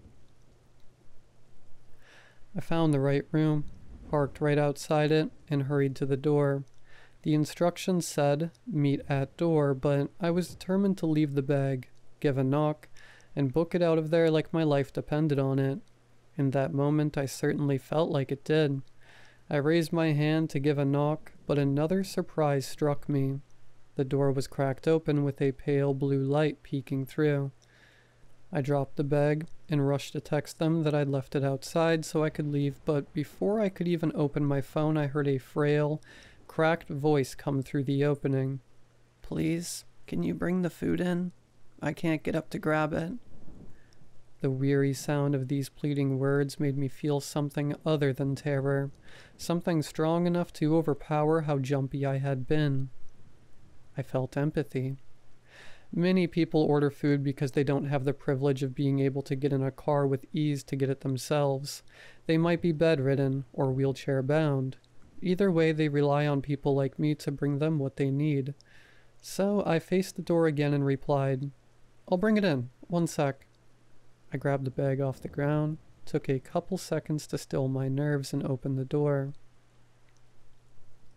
I was immediately greeted with an awful smell, though I tried my best to not let it show on my face for the sake of being polite. But whoever had called me into that sad little motel room was nowhere in sight.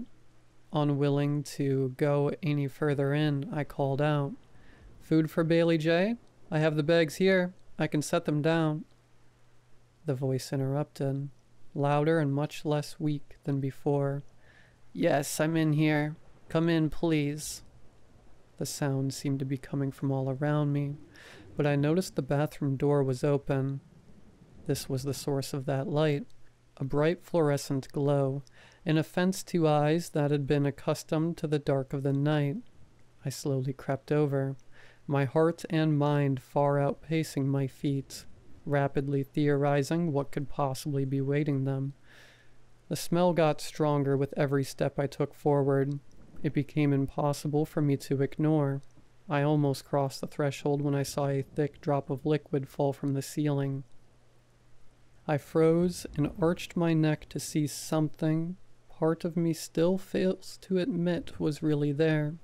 Just above me was a massive set of teeth, yellowed and gnashing, with exposed, discolored gums. The teeth belonged to a greater mass, some amalgamation of flesh clinging to the tiles of the bathroom ceiling. Even without eyes or a nose, it knew I had approached, and it became restless. Its tongue darted out of its mouth, reaching for something to grab hold of. Coils of muscle and tendon stretched from the mass, wildly thrashing through the air, gazing just past the top of my head.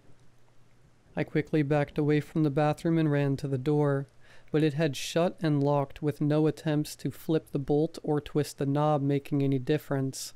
I was trapped. I started screaming out of hopes someone might hear me, but there was no stir from the neighboring rooms.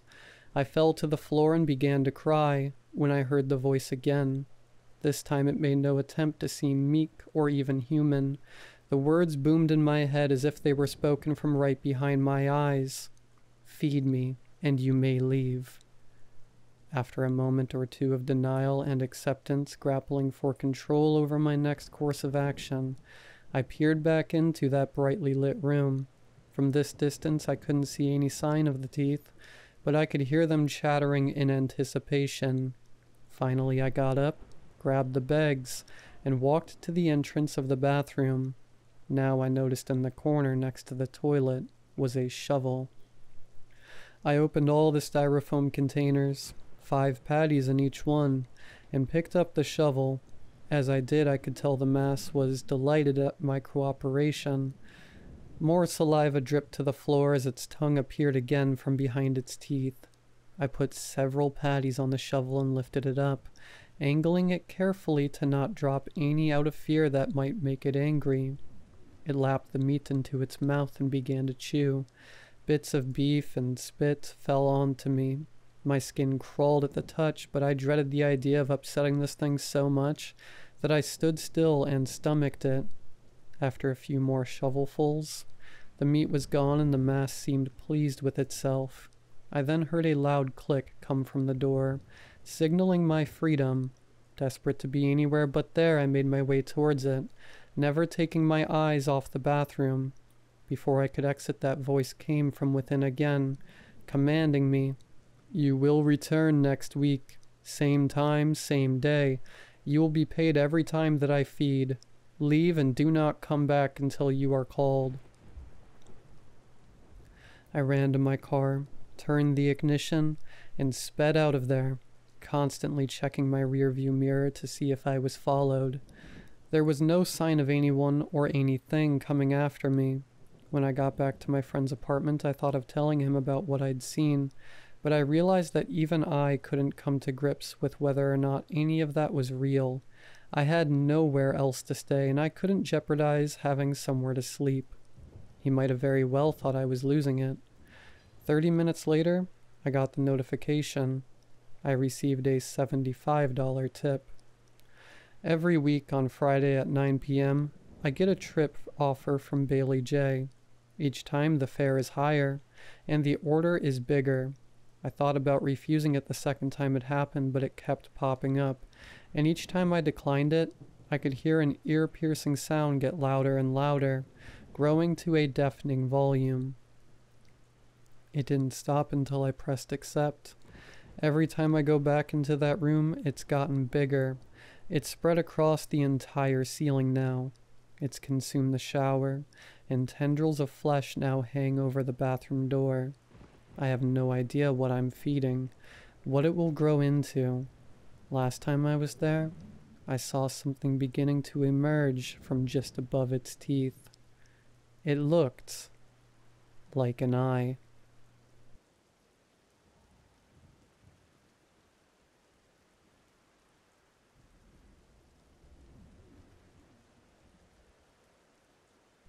I haven't slept much these past couple of weeks. Listen, I don't really know where to begin with this whole ordeal. It's just been weighing on my mind lately, and no matter what I do, I just can't seem to get it out of my head. So I thought I'd write it down. I'm in my second year at university, studying chemistry. Rather boring, I know. And I had a friend studying astronomy, called Garth. He was staying late one night. He'd been ill for a week and needed to catch up on some coursework. I decided to accompany him because I honestly didn't have anything better to do. So we're sitting in the study hall, just us. Garth across from me taking notes from his brittle laptop that was probably top of the line back in 2012. And I'm bored out of my mind. Nothing interesting on my phone. I don't have the energy to read any books, and I sure as hell wasn't going to do any of my own work. My eyes dart around the room for anything to distract me, and I do mean anything. There's a brief moment where I contemplate getting up and repeatedly flicking the light switch on and off. Ultimately, I don't do that, because I'm not that much of an a-hole. Instead, my eyes finally land on something else. At the back of the room, facing a large glass window, is a telescope. The telescope is big. Not huge, mind you. Just bigger than any telescope I had seen up to that point. It's an ashen gray color, with deep red highlights on all the shifting sections of the device.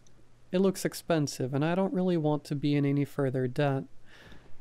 So I touch it slowly and methodically, making sure that everything is held as securely as it should be. Its weight is supported enough for the worry in my brain to instantly evaporate, replaced just as quickly with newfound curiosity.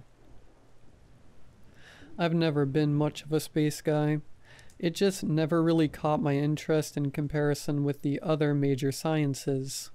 Yet there I was, almost giddy as I put my eye to the viewfinder, only to be met with pure, oppressive darkness.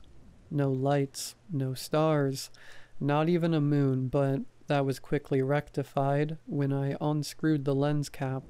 Not my proudest moment, all things considered. But here's where it gets interesting.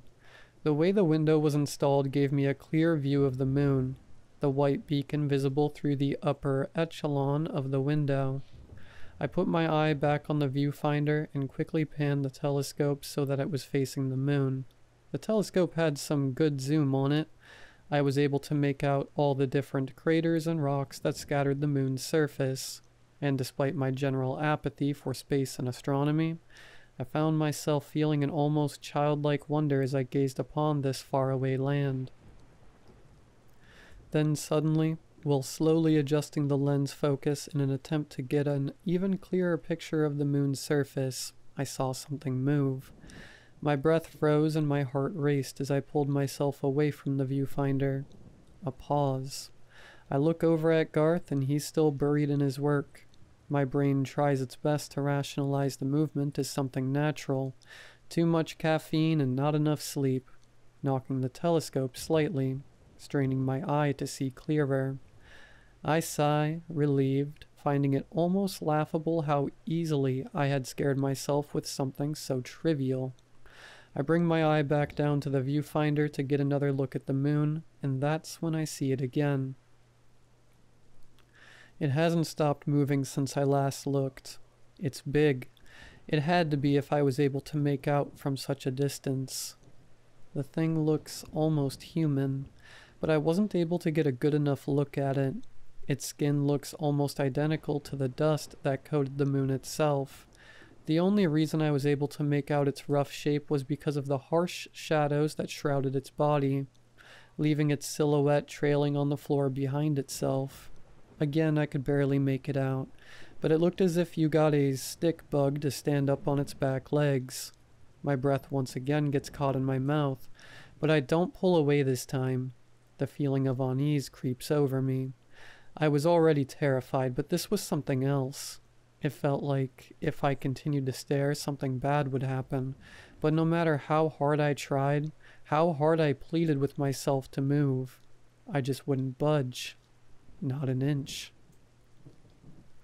My eyes are still fixed on the thing when it stops moving. It turns its head to look at me. At least that's what I think it's doing. It's hard to make out all the details, but I know it's looking at me. You know that feeling? When it feels like something is watching you. The moment its head stopped moving, that feeling seemed to burrow itself deep into me. Despite it being too far to ever be able to see me directly, I know it's looking at me. Not looking at the earth, not looking at my country, looking at me. Directly at me. The thing seems to raise a hand to point at me, and it's then that I find the motivation to step back out of the viewfinder and away from the window, pushing myself backwards as quickly and forcefully as I can, slamming against the wall on the other side of the room. The moment I do, the feeling stops.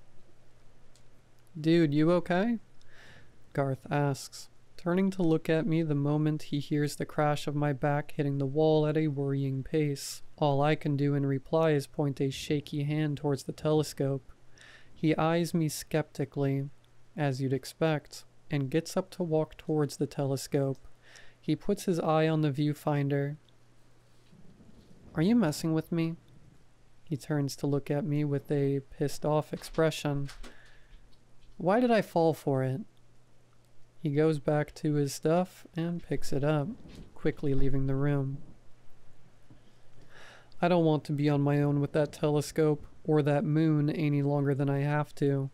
Getting up, I make a hasty escape towards the door Garth left through, and before I make it through the door, I take one last look at the telescope in the corner of the room.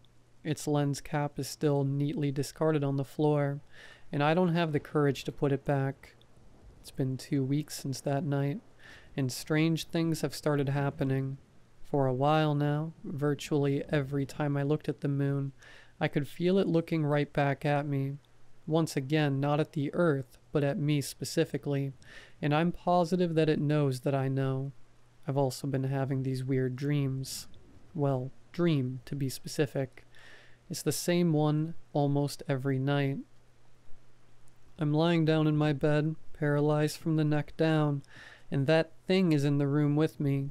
It's far too big to fit inside normally, so it's hunched over to what must be a painful degree, with its long gray fingers gripping the end of my bed like a vice. I can see it no clearer than when I first saw it all those weeks ago.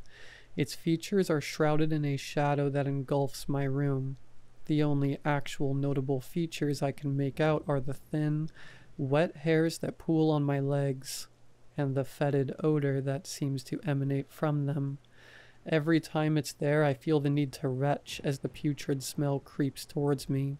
Its ragged breathing is devoid of any rhythm, as if it's learning how to breathe for the very first time in its life, constantly having to remember to use its lungs on our oxygenated planet. And then I wake up. Though in all honesty, I don't think I'm dreaming. There's been a few moments when I awaken from the prolonged state of sleep paralysis and find myself feeling that exact same sense of foreboding that I experience when I look at the moon. It's always far too dark for my brain to make out anything in my room, but sometimes, just sometimes, I can feel the disgusting sensation of its long, slick hair slithering away from my legs and out of my room. I could put this down to my brain still being in some sort of sleep state when I wake up, and that would make perfect sense, if not for the fact that every time it happens, my legs are soaking wet, not from sweat or any other natural fluids. No, this is far too oily to be anything human. It can't be. I get up and look, and just like every time before it, a dark trail of something leads directly from my bed, across my floor and out of my window. I shudder at the picture my brain conjures of how this thing would have to contort itself just to fit through my window. It's like that almost every night. It's gotten to the point that I dread going to sleep at night, and actively try to stay awake for as long as I can. It's not a healthy lifestyle, but in all honesty, I prefer unhealthy to dealing with that thing. But something else happened. Something far worse happened than reoccurring dreams. And it firmly planted the fact that this thing was real in my mind. About a week ago, Garth stopped showing up to class. He had been getting worse before then, a little slower to react, too tired to bite back whenever someone insulted him, eyes sunken and dreary. I didn't understand what was up with him at first. I wish I never found out. 3 days after he stopped showing up, I went to his flat just to check up on him. I raised my hand and knocked on the door and waited. No reply. So I went to knock again, and that's when it hit me. That stench. That foul, wretched stench. The stench of death. I was too scared to do anything, so I ran. I ran out of the university accommodation until I could run no longer. I didn't know what to do. I ended up contacting the staff who run the housing, asking to check in on him, hoping, praying that he was all right. But sadly, I knew deep down what had happened. The paramedics had ruled Garth's death a heart attack. He had passed away in his sleep, where he had been left for 2 days. No one bothered to complain about it because he'd been ill before, and his accommodation block was on the cheaper side, where different smells from different rooms would blend easily. I would often hear classmates go around saying things like, "Well, at least he died peacefully," or, "I think he would have been happy." But I know that whatever happened to him was not peaceful. It was not happy. I don't know what that thing could have done to stop his heart, and I'm scared to find out. I haven't slept in 4 days. I keep seeing things in the corner of my eye, and each day it's getting worse and worse. I don't know how much longer I can go on. I've practically lost all energy and drive to keep going. Maybe I'll end it on my own terms, but I don't think it'd let me.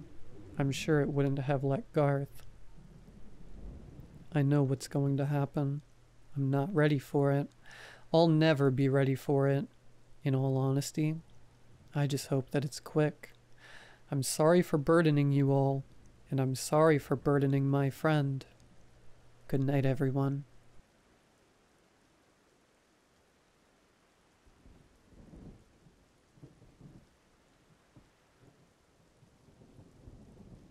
I came out of work to find this little leather book under my windshield wiper and my back window shattered.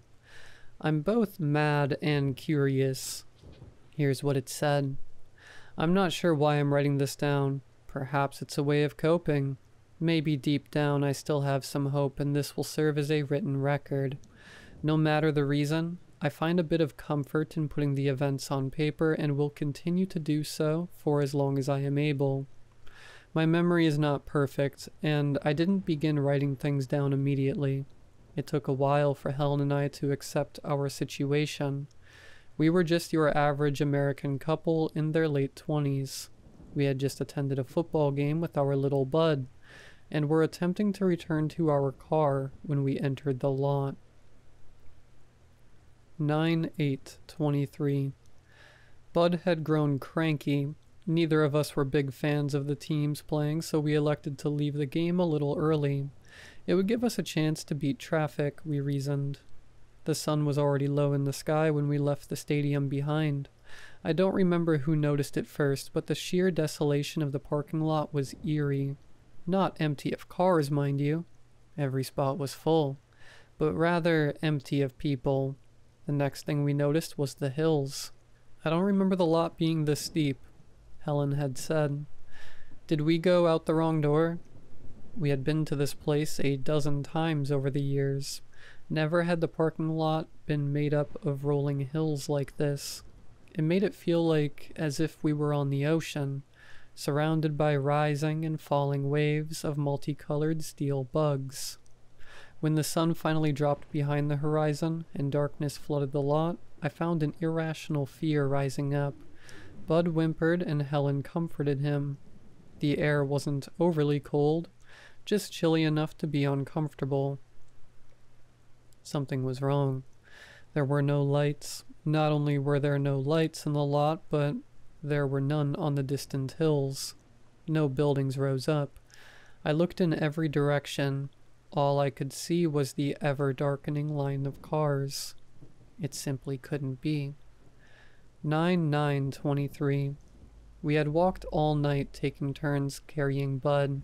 The sun rose, revealing the endless cars. Our phones didn't work. There was no service. We fought. I blamed the stress and sleep deprivation. I felt we had to keep moving. This couldn't go on forever. Helen insisted that we stay put, that walking would just make us harder to find. 9/10/23. We didn't want to, but we broke into someone's car. They had a pack of water in their back seat. We needed it. I left a note just in case. 9/11/23. The infighting was replaced by silence. Our feet hurt. We must have walked a dozen miles by now. 9/12/23. It was worrying how accustomed we had become to breaking into strangers' vehicles. We slept in a conversion van that night. 9/20/23. We left the van. The food had ran out and the batteries were dead. It had given us a chance to rest our legs. I worry Bud isn't getting the nutrients he needs. 9/22/23. I had tried a few times before with no luck. This time I got it started. It was an older Ford pickup, but my joy was short-lived once I realized I couldn't steer it. We used the running engine to stay warm that night and to charge our phones. They didn't have service, but they felt like our last connection to the real world. 9/23/23. I saw a deer today. It's the first living thing I've seen since this started. 9/24/23. Bud was sleeping. Helen and I got intimate. We're going to have to be more careful. A pregnancy would be disastrous. 9/25/23. Call it naive living, but we have settled into a comfortable routine. Bud rides in a wagon we found along with our extra food and water. While I have grown tired of hot dogs, granola bars, and candy, we won't be starving anytime soon. Water bottles are the most common thing we find. Occasionally, we will come across a vehicle filled with groceries. 10/8/23. It has been a month. Despite our less than ideal diet, Helen and I are quite lean. I don't know how many miles we have walked. I'm on my third pair of shoes at this point. Luckily, the weather is still mild. I don't know what we're going to do after it starts to freeze. Bud has grown. The little rascal is always getting into things. 10/15/23. I haven't told Helen. There's been a shift. The food we are finding is more stale than before, but it's not just the food. The vehicles are older. I don't know when the shift started, as it was so gradual. The newest vehicle I've seen all day was a 2010 Toyota. 10/30/23. We've decided to turn back. Not only have the vehicles grown older, but food and water are more scarce. The tipping point was the delivery of a line of cars with the windows smashed. It felt ominous. We will be returning to greener pastures. 11/2/23. It didn't work. I don't think the lot will let us go back. 11/3/23. I did an experiment last night. I marked a car as we passed it. This morning I tried to return and the car wasn't there. What if Helen and I had decided to look in different directions? The very thought of it makes me sick. I don't even want to leave Bud in a separate vehicle while we make love. I couldn't imagine the horror of not being able to find him again. 11/12/23. We can't go back. We don't want to go forward. That leaves one option. We will be staying put. I erected a flagpole from what I could find. Even though it is visible from quite a distance, we still travel as a trio everywhere. 11/15/23. It wasn't easy, but we managed to move multiple vehicles. We have a square of vans. In the center, we carpeted the asphalt and set up a bunch of seats as couches. I was never much of a hands-on guy before this. Necessity has forced me to learn. We even have a small solar panel feeding a battery pack. In turn, we used the batteries to power a TV I pulled from an Escalade, as well as a string of dome lights around our home.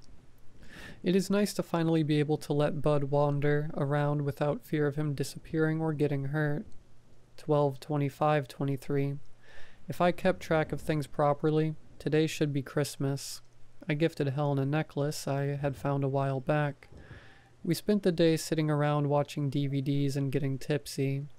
12/30/23. It snowed this morning. 1/5/24. We aren't alone. I woke up and went outside to pee. When I did, I saw footprints in the snow. Bare feet. A couple different sizes. The tracks led all around our home. They congregated near the windows. They had been watching Helen and I sleep. I rushed inside and checked on Bud with Helen. They were both peacefully sleeping. 1/6/24. I told Helen about the footprints. She was visibly disturbed and wanted to leave right away. We should go. If we leave, then they won't be able to follow us. This place doesn't let you go back after all. They can have this. We'll make another shelter. I had thought of this place as more than a shelter.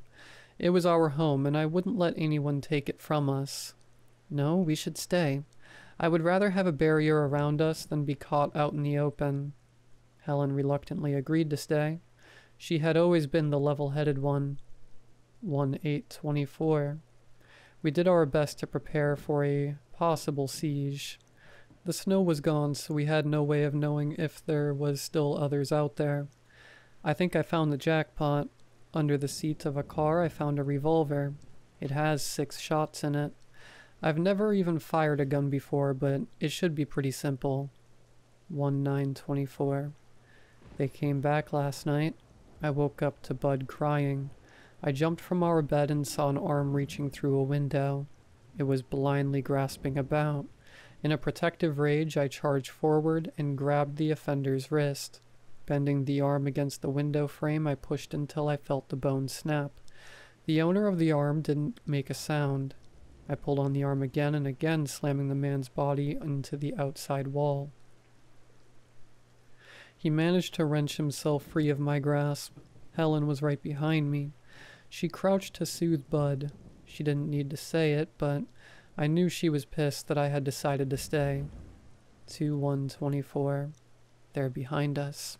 I could hear them last night breaking windows in the distance. I held Helen close. Bud was between us.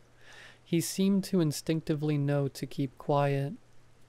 2-29-24? I haven't written in a while, nor have I been keeping track of the days. Keeping Bud fed has been my biggest priority now that Helen is gone. They found us the next night. We had taken shelter in a contractor van. There were no windows in the rear, and the floor had plenty of room for us to stretch out. We thought it would be perfect. The doors weren't even locked when we found it. We later discovered the locks on the back were broken. I woke to the slapping of bare feet outside. I nudged Helen. She woke instantly. The darkness really can't be described. It was the complete absence of light. No moon, no stars, no distant cities. Just pure, undefiled black. I heard Helen shift as she pulled Bud in close. I held my breath. The feet continued past. A window nearby shattered, scaring Bud. He was still so young. He couldn't have understood. Screaming like banshees, they assaulted the van. It rocked violently side to side as they crashed into it.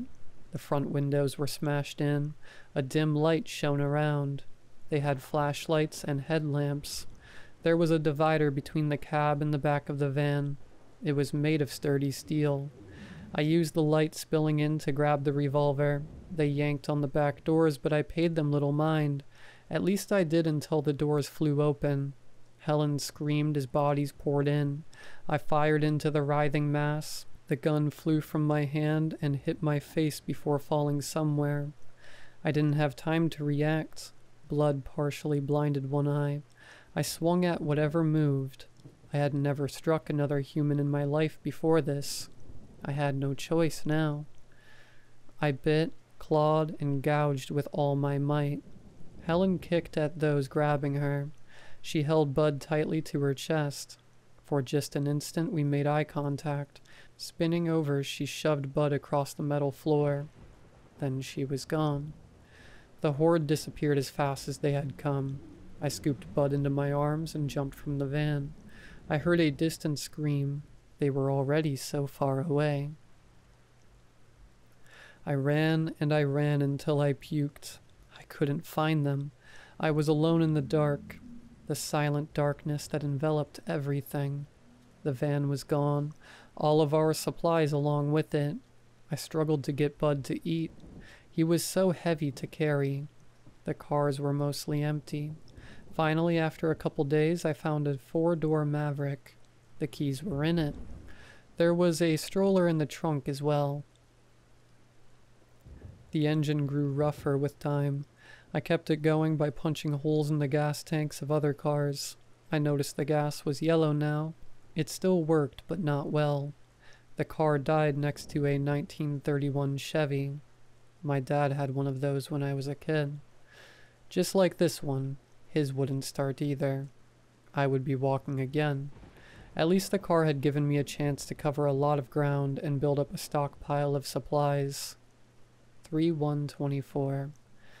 I found a cowboy rifle in the back window of a truck. The glove box contained 2 boxes of bullets. I placed Bud in a car where his ears would be safe and did some practice shooting. The rifle was much easier to handle. I almost felt confident that I could defend myself with it if needed. 3-2-24. I shot a deer. I cried over it, and I don't know why. I spent all day using the engine of a car to cook the meat. It wasn't easy, but food is getting scarce. 3-3-24. I'm a fool. I woke up in the middle of the night to the most terrifying snarling and growling. I held Bud close and prayed whatever was out there wouldn't find us. When the sun came up, I found the deer carcass strewn about. Our stroller was destroyed as well. This was a new threat. In the blood I could make out paw marks. Be it rabid dogs or wolves, I didn't care. Either could be a death sentence. I quickly saved what I could and left the area. 3/5/24. I've lost track of my days a couple times.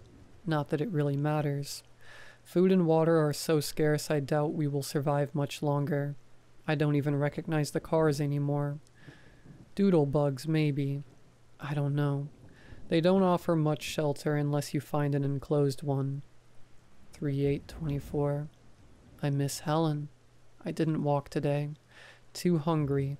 I sat and I cried for a good long time. I buried my wedding ring in a pothole and placed a cross above it. If Bud and I are to survive, I need to let her go. 4/1/24. Call me a fool. 4/3/24. There was a missing car today. This is the first time I've seen an empty space in the lot.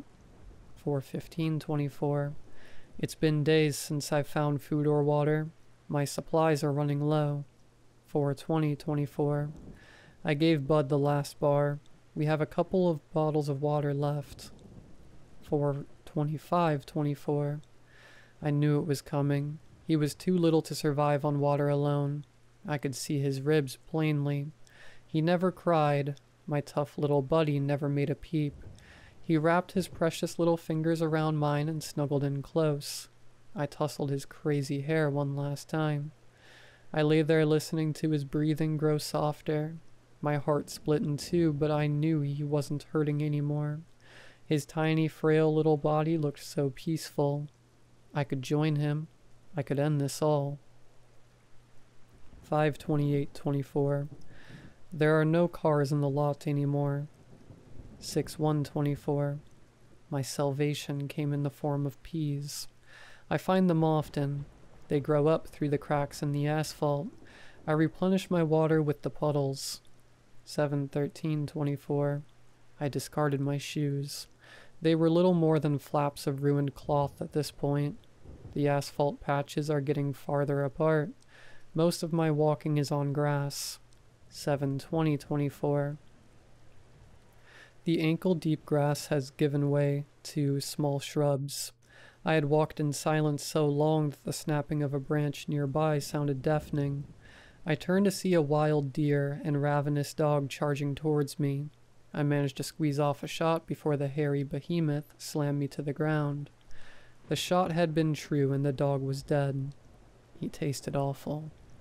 8/12/24. I couldn't sleep. I walked through the night.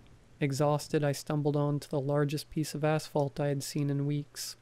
In the darkness, I came across a vehicle. It was something modern. I bashed out the window and crawled inside. Movement woke me. I couldn't place it. It had been so long. The cry of a seagull rang out again. I sat up suddenly alert. I could see. I could see without the sun. Street lamps lined a distant highway. Buildings rose up along the horizon. I fell from the vehicle. It made sense. It all makes sense now. I'm sorry for your window. Take this journal. I have to go back. Helen could still be alive.